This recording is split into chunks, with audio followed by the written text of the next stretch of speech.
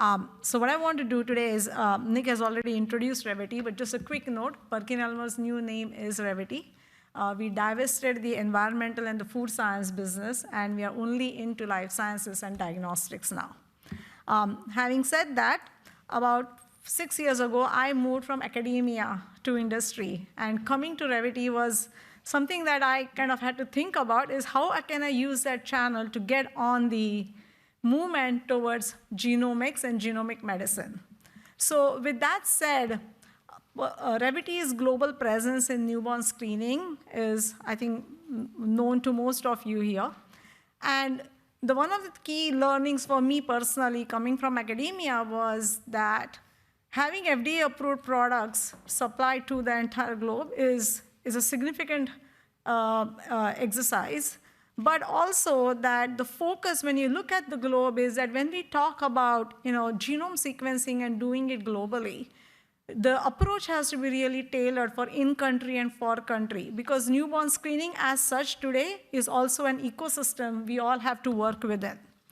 So with that said, I'm not going to spend some time on the next 2 slides, but I'm just going to say that there are a lot of efforts ongoing, and there's a fabulous efforts that we have heard about today and going to hear tomorrow as well.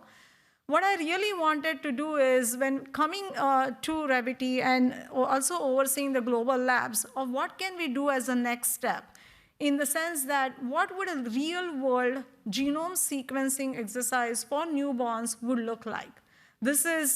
What we wanted to do is this is not a funded exercise. These are families actually paying for genome sequencing. So these are the 2 publications. The first one is already in print. I'm going to talk about the data from this particular publication of the early data we generated from newborn genome sequencing. We started the exercise of just preparing for it in 2017.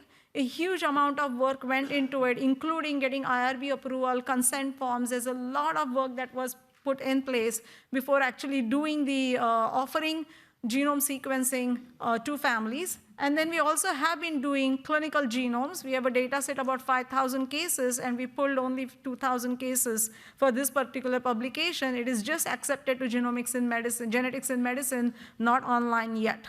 So I'm going to talk about the data from the JAMA paper. And to date, we have done over 1,000 babies. For this particular publication, we selected a data set from 2018 to about 2021-22. This is right in the middle of COVID, and it slowed down a bit during that period. So what you see is this data set of 562 cases, and what I want to describe is how we did it, what did we find, and then how does it compare to if you're going to do a gene panel, and what would that data look like? So how did we do it? Revvity also has a channel called ViaCord. ViaCord is a cord blood, cord tissue biobanking channel, and we decided to go through that channel. What happens in that channel is basically pregnant parents are introduced to ViaCord for cord blood, cord tissue in the 2nd or 3rd trimester when they are going to their OB. And at the same time, they were introduced to the genome sequencing possibility. We also engaged with Genome Medical to do the pre and post-test counseling. This was a very important part of the exercise, that we provide the pre and the post-test counseling, and then going on to sequencing.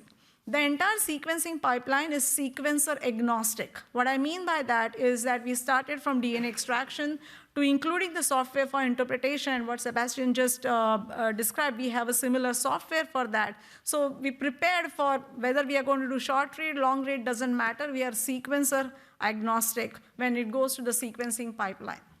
So now jumping into what we actually did was, when we started the genome sequencing offering, we also realized that we are talking about 5 years ago, that cost was a significant hurdle for some families.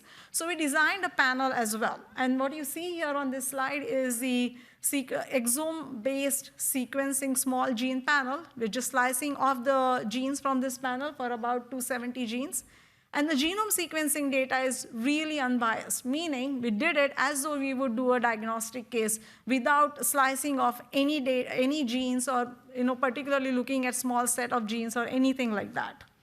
And reporting was, again, you can see that we also included the PGX alleles in our unbiased genome sequencing exercise. So just jumping into the data now, the gender is pretty much balanced, 50-50.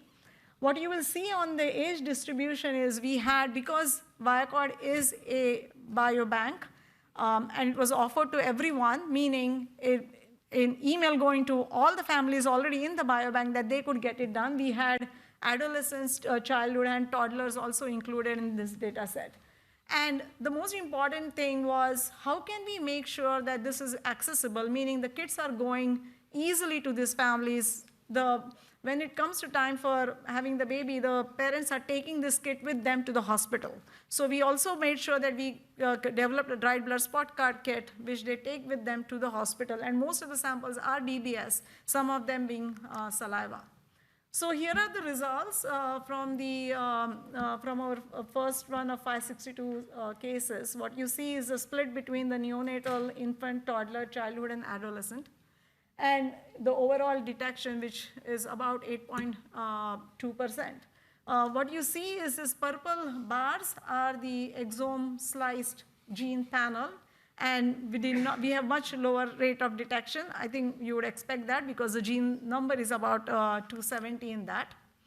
If we go further into the data set and split it up into the penetrance, and I think penetrance is a question that has been mentioned again and again throughout the day today. What we did to decide whether a gene is highly penetrant or not, a lot of it is obviously literature search. We use gene reviews a lot over OMIM because gene reviews has a lot of detailed information on many of the conditions and the genes. So heavy reliance on PubMed, gene reviews, OMIM, and other data sets. But what you see here is that we did detect, we split the data between high and moderate and low, and I'll show that on the next slide, and also what genes we found. But the purple really represents the high penetrance conditions in the different data sets, including you'll see the infants and the neonates that we did have findings there. So obviously the next question is, can we go a little bit more deeper into our findings? And this is a deep dive into the genome sequencing results. The ACMG genes are highlighted in purple.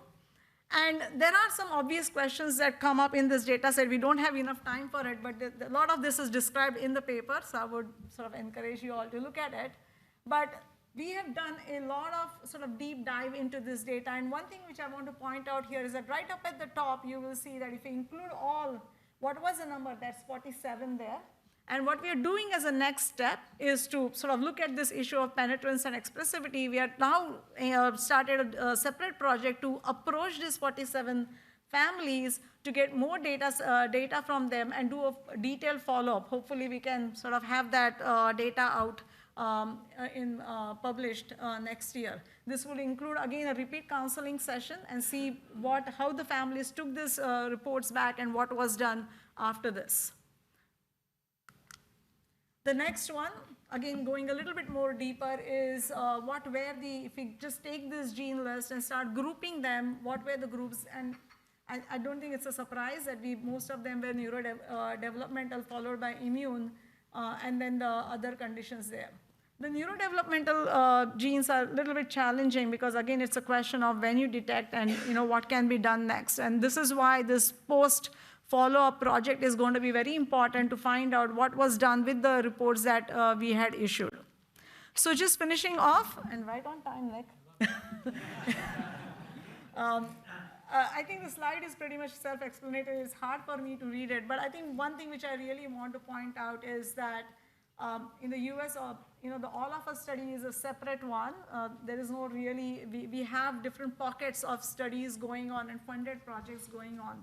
But as the cost of sequencing continues to reduce, I think it's really important to see that what would it mean to offer the genome sequencing to these families upfront when they are going to be actually paying for it, because it's a very completely different outlook when you think of it in that sense. And with that, I'll stop. Thank you. You were so great. I was fast. Can I take a question? Yeah. So with that, Madhuri, thank you so much for saving time. We can take a question if there's a burning question out there in the audience. Anybody a question for Madhuri? Revvity. Is there one up there? Oh, there's one up here on this side. The people on streaming won't hear you if you're on a microphone. Hi, I'm Donna Bernstein, a genetic counselor with Ionis Pharmaceuticals. So I noticed that a lot of the genome findings were adult onset conditions. How did you handle A, consenting, and B, reporting of those conditions? So everything is handled through the pre and post counseling sessions, number one. And the consent, it was really consent form driven. Families were parents were presented what can be detected, and they were allowed to choose. It was not driven by us telling them, there was no directive given from our side. It's about educating them of what can be detected and allowing them to choose. The IRB consent form was a little different. So we're talking of two different consent forms here. One is from the clinical laboratory, a typical consent form that would go to anyone. This particular project had its own consent form approved through IRB of how there were groupings done, and it's actually on the website what groupings were offered to the parents when genetic counseling was done. So they reported adult onset conditions to the... We did not, most of them did not pick up, yeah.